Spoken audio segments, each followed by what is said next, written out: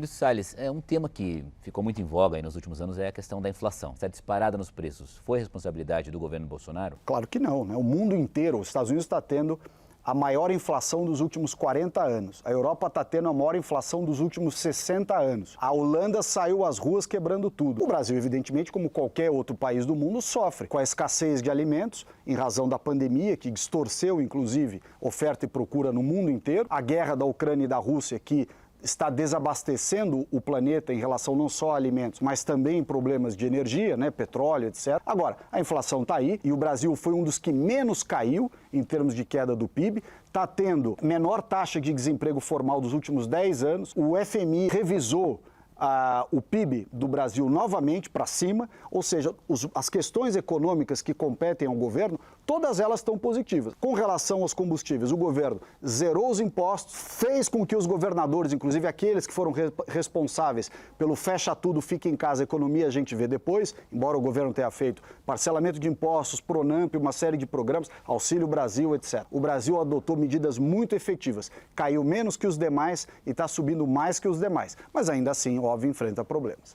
É óbvio que você tem um cenário internacional que contribui para a nossa inflação, mas também incompetência, má gestão e, em certo sentido, até mau caratismo do governo. Primeiro, você tentou ter aqui no Brasil uma taxa de juros baixada na marretada, como o governo Dilma fez, de 2%, enquanto a gente não tinha a inflação controlada. E agora a gente está com a taxa de juros de 14%, graças à responsabilidade e competência do governo. Também você teve um aumento do nosso rombo, um aumento do nosso endividamento, graças também ao governo Bolsonaro, que imprimiu mais dinheiro do que o governo Lula 1 e 2 somados, né? O que faz também a expansão da oferta monetária aumentar a inflação aqui no Brasil. O risco fiscal também tem aumentado graças ao gasto desenfreado do governo, principalmente agora com a PEC Kamikaze, descumprimento da regra de ouro, que nunca foi feita antes na história do país, descumprimento do teto de gastos, descumprimento também da lei de responsabilidade fiscal. Tudo isso contribui para que a gente já tenha estourado o teto. Ciro Nogueira já fez uma laje no teto, está lá tomando sol com uma piscina de plástico e a economia absolutamente destruída, a renda média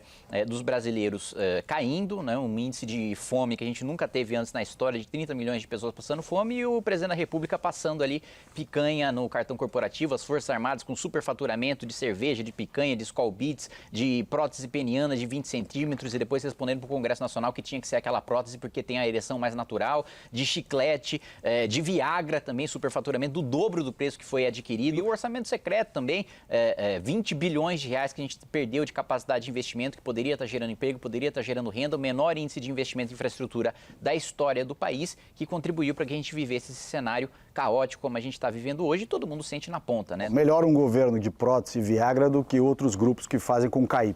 Primeiro, essa história de 33 milhões de pessoas passando fome é mentira. Isso foi uma pesquisa manipulada para gerar uma informação falsa e que vem sendo repetido pelas pessoas para atacar o governo. Mas quem baixou os juros e depois aumentou agora foi o Banco Central, é autônomo, não é o governo. Então quem manda no Banco Central, no governo do presidente Bolsonaro, é o Banco Central. Foi feita a autonomia do Banco Central. Por outro lado, a menor relação dívida-PIB dos últimos 13 anos é essa agora. A relação dívida-PIB nunca teve tão baixa, porque o governo administrou bem as suas contas, evidentemente teve que aumentar gastos no movimento contracíclico para ajudar as pessoas, para fazer o Pronamp, que permitiu que as empresas não demitissem as pessoas, para parcelar impostos, coisas que os governos estaduais não fizeram. Baixou o imposto, o governo federal baixou o imposto de 2.000 itens, São Paulo aumentou de 600 itens. Ou seja, custa fazer um movimento contracíclico para que a economia não vá para o vinagre.